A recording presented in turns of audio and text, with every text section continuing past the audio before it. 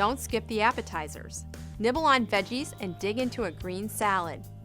The healthy fiber and good fats will help you feel fuller, faster, and longer.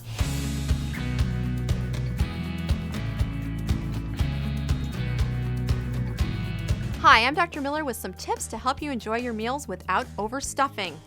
Snack on nuts before your meal. Reach for walnuts, almonds, peanuts, or pistachios. These great shelled snacks are loaded with healthy fats that can ease your appetite before you sit down for a big meal. That way you won't stuff your face. Don't skip the appetizers. Nibble on veggies and dig into a green salad. The healthy fiber and good fats will help you feel fuller, faster, and longer. Act like a 4-year-old. Remember when you throw a fit if your food touched other food?